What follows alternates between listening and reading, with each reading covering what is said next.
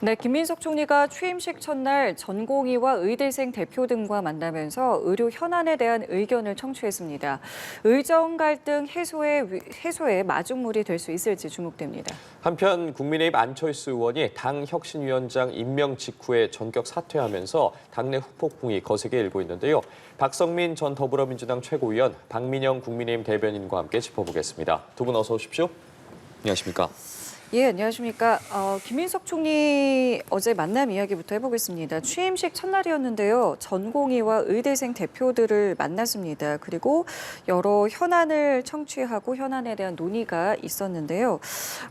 일단은 첫 출발입니다. 첫 단추이기도 하고요. 앞으로 이 부분에 대한 기대가 있기도 하고요. 어떻게 좀 풀어가야 된다고 보십니까? 일단은 의료 문제가 중요한 의제이기는 하죠. 그런데 국무총리가 첫 번째 일정으로 다룰 정도의 시급성이 있는가는 전 개인적으로 의구심이 있습니다. 당장 민생 추경 관련된 얘기들도 있을 수가 있고 어제 미국에서 관세 서한을 또 발표를 해서 우리나라가 콕 집어서 지금 언급이 된 상태거든요. 그런데 지금 전공의 의대생들을 먼저 만났다라고 하는 데 대해서는 일단 일정 그 자체에 대해서 저는 개인적인 의구심이 조금 들었습니다.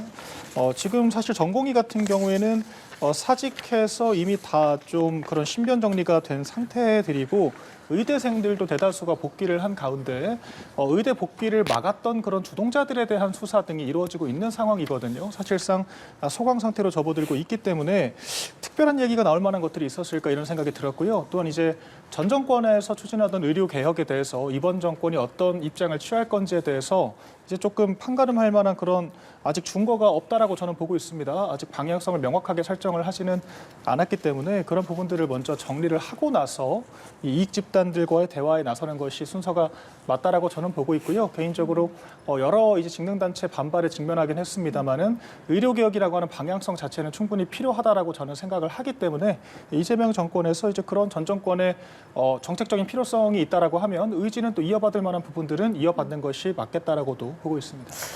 말씀에 대해서 어떻게 좀 생각하세요?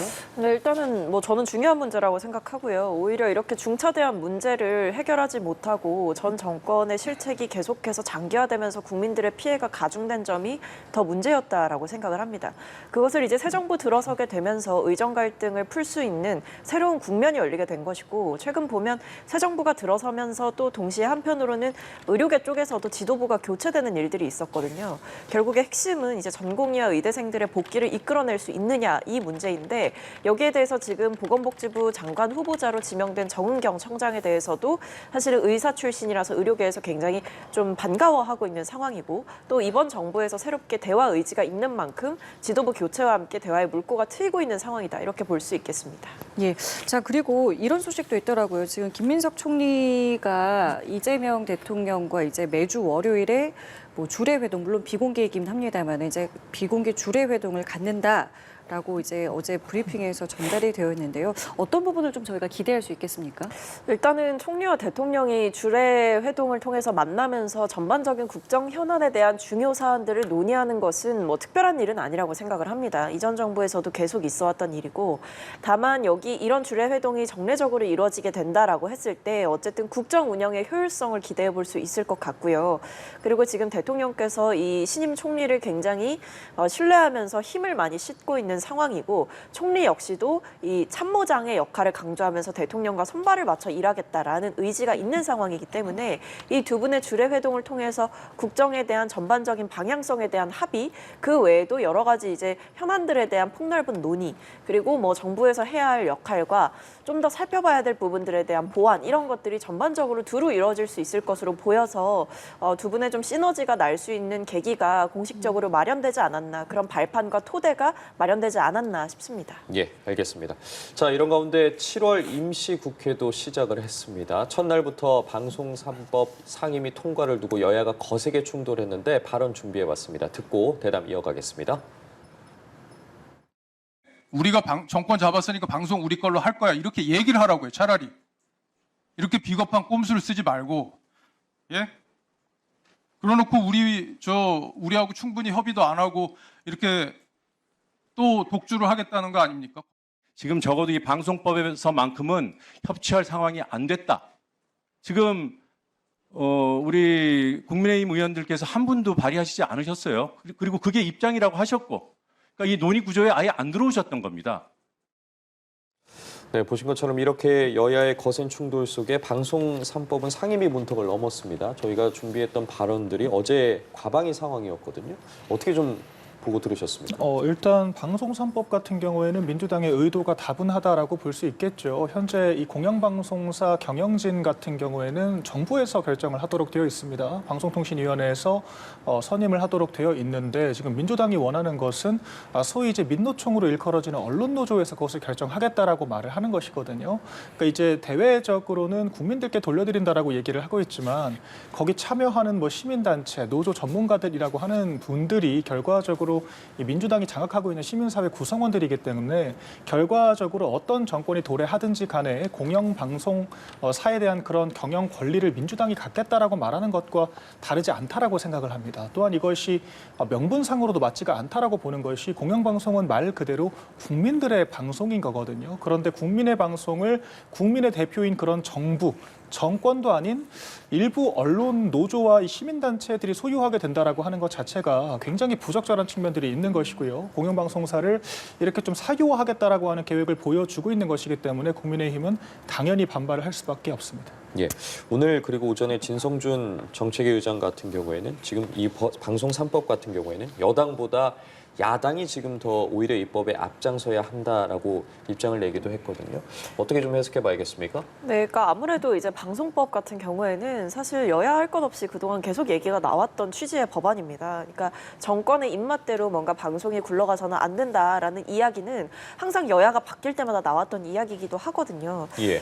이번 방송 3법과 관련한 내용을 두고 자꾸만 뭔가 민주당 입맛대로 혹은 이재명 정부의 입맛대로 누군가를 앉히려고 하는 것 아니냐라고 이제 국민의힘에서는 반발을 하지만 내용을 보면 전혀 그러기가 어렵다라는 점을 알 수가 있습니다.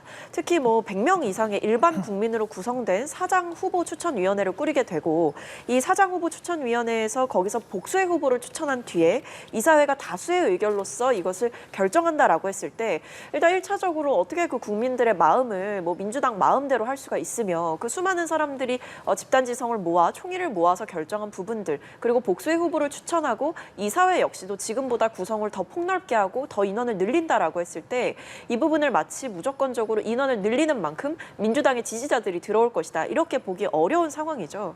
그래서 저는 덮어놓고 반대를 하기보다는 차라리 국민의힘도 좀 대안을 제시를 하고 대안을 토대로 여러 가지 원만한 협의가 이뤄지는 것이 좋은 모양새가 아닌가라는 생각이 드는데 방금 보신 영상에서 보여지듯이 어떤 무조건적인 폐기만을 요구를 하고 보이콧을 하는 형태로의 어떤 대화를 원천 차단하는 방향이 계속 이어지고 있다 보니 사실 여야의 협치가 요원한 상황이기도 합니다. 자, 이런 상황에서요. 이진숙 방통위원장의 발언도 주목이 되고 있습니다. 대통령으로부터 들은 이야기인데 방통위에 안을 가져와라라는 지시를 받았다는 겁니다. 방송 장악을 하지 않겠다라는 대통령의 뜻이 있었다고 하는데요. 그런데 이제 대통령실에서는 이게 지시가 아니라 의견을 물은 수준이었다라고 지금 또 부인을 했습니다. 이 부분 어떻게 좀 보고 계십니까? 일단 국민의힘은 공영방송사를 한두 군데 정도만 남겨두고 민영화를 하는 것이 맞다라고 일관되게 얘기를 해왔기 때문에 저희한테 법안 발의를 하라고 하는 것 자체가 저희 입장과 맞지가 않다. 이 말씀을 좀 확인해 드리겠고요. 지금 대통령실과 민주당도 조금 이견이 있는 것 같습니다. 정확히는. 왜냐하면 이제 집권을 했기 때문에 정확히는 정부의 수장이라고 할 수 있는 이재명 대통령이 방통위를 비롯한 이 공영방송사 사장 임명의 실권을 가지고 있다라고 봐야 할 거거든요. 그런데 지금 민주당의 방안은 그것을 언론 노조에게 돌려주겠다라고 하고 있기 때문에 이재명 대통령 입장에서 이제 와서는 조금 불리한 결과가 될 수가 있습니다.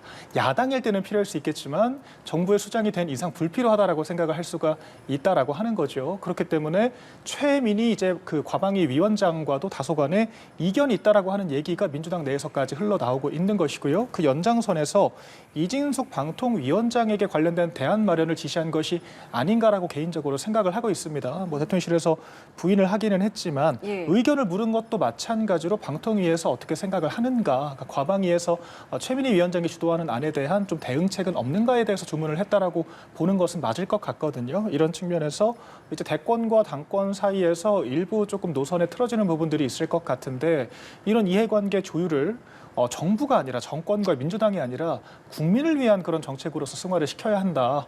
이런 말씀을 드리고 그 역할을 하기 위해서 국민의힘이 건강한 야당 역할을 하겠다. 이 말씀 전하겠습니다. 뭐 이게 지시가 아니라 의견을 물은 수준이라고 일단 대통령실에서는 이야기는 했습니다만 그렇다면 의견을 왜 물었을까? 이 부분도 사실 좀 궁금해집니다. 아니 뭐 방통위원장직을 하고 있기 때문에 뭐 여러 가지 의견을 물을 수는 있다라고 생각이 됩니다. 다만 이것을 이준석 위원장의 주장처럼 대통령으로부터 뭐 방송 3법 관련한 안을 만들라는 지시를 받았다 이런 식의 어떤 업무의 주도성을 가져가는 거는 좀 완전히 다른 차원이거든요. 그렇기 때문에 이준석 방통위원장이 사실상 이 부분에 있어서 국회의 논의를 존중하지 않고 방통위 자체의 안을 주장하면서 이것이 대통령의 뜻이다라고 주장하려 했던 것은 아닌지 이른바 자가 발전을 한 것이 아닌지 굉장히 의심스러운 상황이고 최근 이 과방위에 참석해서 보여줬던 이준석 방통위원장의 행태는 굉장히 좀 적반하장식 그리고 국민들의 선택을 받은 국회의원들을 무시하는 그런 처사를 많이 보였기 때문에 이런 부분에 있어서 진위를 의심할 수밖에 없는 상황이고 오히려 지금 대통령실에서 이 부분을 그저 의견을 물은 것이다 라고 정리하고 넘어가는 차원은 결국 이준석 방통위원장이 또다시 국회를 무시하고 국회의원들을 무시하면서 방통위 자체의 안만을 고집하는 형태로 가지 않을까. 그리고 이것이 대통령의 뜻이다라고 개인적인 주장을 계속해서 펼치게 된다면 이것 상황 자체가 좀 모양새가 이상해질 수 있는 상황이다 보니 이 부분에 대해서 정확하게 대통령실의 진위를 밝히고 있는 상황인 것으로 보입니다. 예, 알겠습니다. 자, 이번에는 국민의힘 내부 상황을 좀 살펴보도록 하겠습니다. 안철수 의원이 혁신위원장직을 최종적으로 수락한 지 30분 만에 전격 사퇴하면서 국민의힘 내부의 후폭풍이 거세게 일고 있는데요. 관련 발언들도 준비했습니다. 듣고 대담 이어가겠습니다. 에 대해서 인적 쇄신안을 결국은 받지 않겠다는 그런 답을 들었습니다. 그래서 만약에 그렇다면 제가 혁신위를 할 이유가 없다. 안타깝고 당혹스럽다 하는 말씀을 먼저 드립니다. 미리 귀뜸이라도 있었다면 오늘 혁신위 의결 안건을 비대위에서 의결을 하지 않았을 텐데.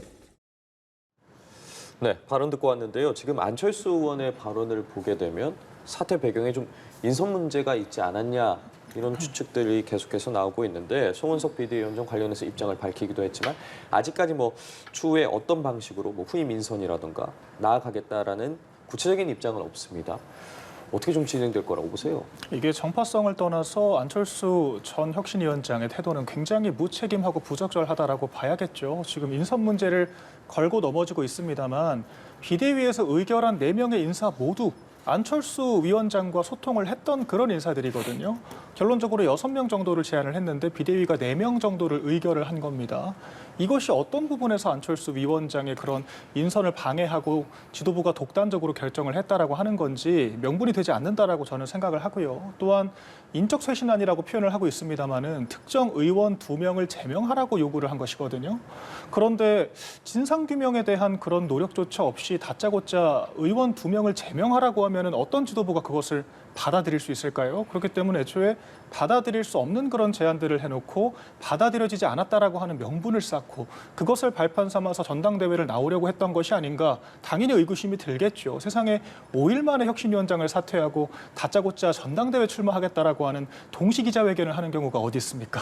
그러니까 안철수 의원이 지난 대선 때 그럼에도 불구하고 이제 당을 위해 헌신하겠다라고 했던 쌓아왔던 이미지를 스스로 무너뜨리는 결과라고 저는 생각을 하고요. 이런 무책임한 태도는 정파성과 여야를 떠나서 있어서는 안 될 행위다 이렇게 생각을 합니다. 또한 이제 송은석 원내대표가 동시에 밝힌 것처럼 다른 혁신위원장을 모셔와서 조속히 출범을 시키겠다라고 얘기를 하고 있는 만큼 어떤 사람이 혁신위원장 자리가 되는지를 잘 살펴봐야 할 것 같고요. 지금 저희 당이 구심점이 없는 상황이기 때문에 이렇게 좀 주류 의견들을 구태화해서 자기 장사를 하는 사람들이 좀 출범을 많이 하고 있는 것 같습니다. 그런 사람들에게 완장을 소위 채워주지 않는 것이 오히려 당내에 이런 혼란을 수습하는 좋은 방안이 아닐까라는 개인적인 의견도 말씀드려보겠습니다. 예, 지금 출범조차 제대로 하지 못한 채 혼란이 커지고 있는 상황인데 밖에서는 좀 어떻게 바라보셨습니까? 뭐 날이 갈수록 이제 점입 가경이다 이런 생각이 드는데 사실은 뭐 김용태 비대위원장의 그 혁신안을 받지 않았던 이유가 이 혁신위를 통해서 혁신을 할 것이기 때문이지 않았습니까?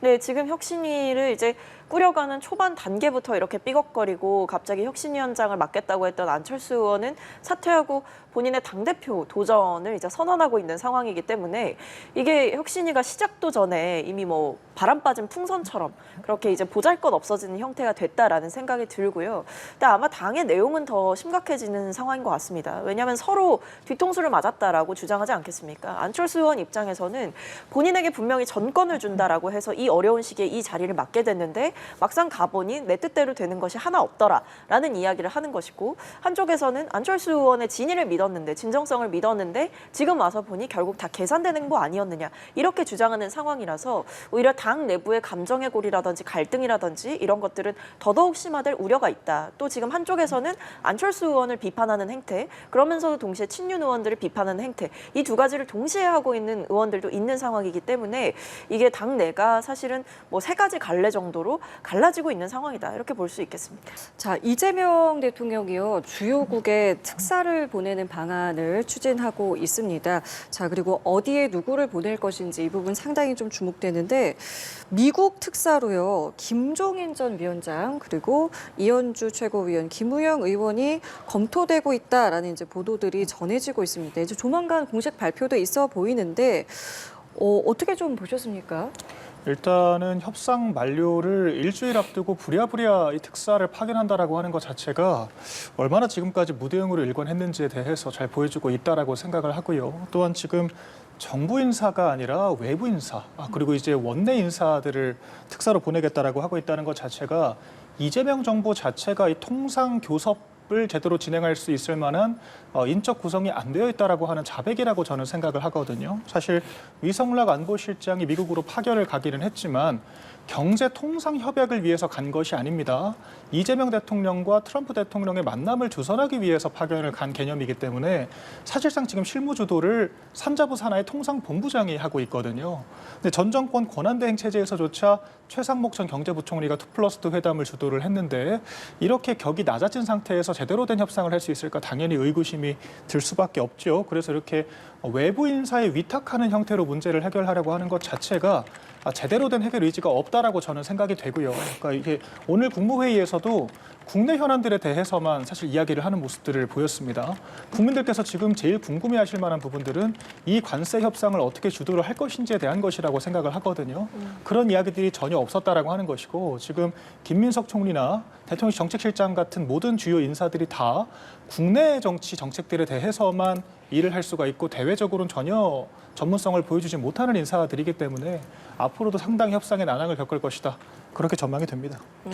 네, 뭐 일단 대통령실의 노력이 부족했다라고 보기에는 지금 안보실장이 직접 가서 루비오 장관을 만나고 또 이제 8월 1일까지 긴밀한 협의를 계속 이어가겠다라고 입장을 밝히고 있는 상황이고, 뭐 특사단 같은 경우에는 직접적인 협상력을 가진다라고 보기는 어렵겠습니다만 어쨌든 대통령의 친서를 이렇게 전달을 하고 주요 인사들을 만나서 여러 가지 현안에 대해서 얘기할 수 있는 기회는 충분히 있을 것 같습니다. 그렇기 때문에 이런 특사단을 파견을 적극적으로 하는 대통령실의 태도, 그 외에도 이 한미 간의 정상회담을 조율하고 있다라는 이야기도 나왔기 때문에 뭐 아직 이제 구체적인 일정까지는 알 수 없습니다만 7월 말에서 8월 초 이렇게 얘기가 되고 있는 상황 아니겠습니까? 그러다 보니까 이게 여러 면에서 최선을 다해서 전력을 다해서 지금 우리나라의 피해를 막기 위해서 노력하고 있는 것은 분명해 보인다. 지금 안보실장이 직접 찾아가서 만나는 것 외에도 저는 미국에서의 구체적인 일정들이 더 있을 것으로 보고 있고 특사단의 방문이 좋은 시그널이 될 수도 있을 것 같다라는 기대를 해볼 수 있는 상황이다, 이렇게 보고 있습니다. 예, 알겠습니다. 그리고 이 내용도 좀 두 분께 여쭤보도록 하겠습니다. 트럼프 대통령이 다음 달인 8월 1일부터 한국산 제품에 상호관세 25%를 부과하겠다는 행정명령에 서명을 했습니다. 8월 1일까지면 지금 이제 약 3주 정도의 시간을 벌긴 했는데 압박 강도는 더 높아진 상황이 아니냐라는 이야기도 나오고 있거든요.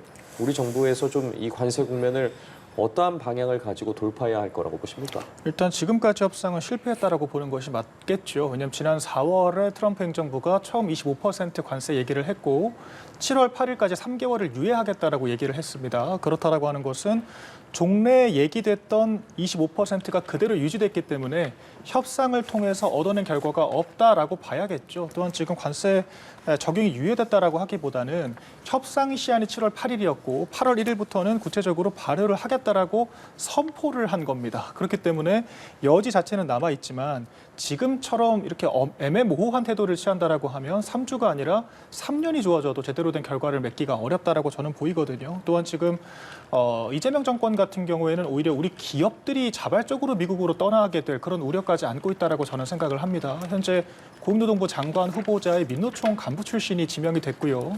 노란봉투법, 중대재해처벌법 강화, 그리고 상법 개정까지 기업들을 올가매는 그런 정책들만 추진을 하고 있거든요. 근데 지금 미국이 정부를 대상으로만 관세 협상을 하는 것이 아니라 기업들도 회유를 하고 있습니다. 미국으로 들어와서 사업을 하면 혜택을 주겠다라고 이야기를 하고 있기 때문에 이런 식이면 정부가 신뢰를 주지 못하기 때문에 우리 기업들이 선제적으로 미국으로 떠날 우려까지 안고 있다라고 생각을 합니다. 그렇기 때문에 미국과의 협상에 앞서서 국내 기업들을 어르고 달래는 과정도 함께 병행되어야 하는데 지금 그런 노력이 전혀 보이지가 않죠. 산자부도 구체적인 로드맵을 밝히는 것이 아니라 유예가 돼서 다행이라는 식의 사실 무책임한 브리핑만 했다라고 저는 생각을 합니다. 그러니까 지금 전혀 지침과 로드맵이 없는 상태라고 하는 것이 가장 큰 문제라고 보이고요. 지금 같은 국내 정책들을 계속하면서 통상 협상을 하겠다라고 하는 것 자체가 이미 출발부터 문제들이 많다. 이렇게 저는 진단을 하고 있습니다. 예, 좀 상황 어떻게 바라보고 계십니까? 근데 일단 이재명 대통령이 취임 후 10일 만에 재계 총수들을 만나서 회동을 했던 바가 있고 그렇기 때문에 재계 애로사항이라든지 여러 가지 관세나 통상협의 관련해 우리나라의 기업들의 피해를 최소화해야 된다라는 부분에 대해서는 충분한 교감과 대화가 있었던 것으로 보입니다. 그렇기 때문에 기업들이 지금 이재명 정부의 노선에 대해서 불만이 있고 혹은 비협조적으로 나오고 있어서 협상이 제대로 타결되지 않는다라는 시선은 지금까지 있었던 대통령의 행보나 일정과는 좀 맞지 않는 분석이다 이렇게 볼 수가 있을 것 같고요. 지금 일단은 다행스럽게도 유예가 일시적으로 되기는 했습니다만 그럼에도 시한이 분명히 못 박혀 있는 상황이기 때문에 그 사이에 고위급 간의 실무적인 협상과 또 동시에 대통령과 이재명 대통령과 트럼프 대통령 간의 조속한 만남이 필요한 상황임은 분명해 보입니다. 아마 대통령실에서도 그리고 외교 채널을 모두 가동해서라도 이 부분에 있어서 적극적인 노력을 할 것으로 보이고 애초에 조율되고 있다라고 알려졌던 그 두 정상 간의 만남이 만약에 성사가 된다라고 한다면 관세 협상에서 보다 국익에 부합하는 방향이 도출되지 않을까라는 기대를 아직 접기엔 이르다라고 생각이 됩니다. 알겠습니다. 오늘 두 분 말씀 저희 여기까지 함께하겠습니다. 지금까지 박성민 전 더불어민주당 최고위원, 박민영 국민의힘 대변인과 함께했습니다. 두 분 감사합니다. 고맙습니다.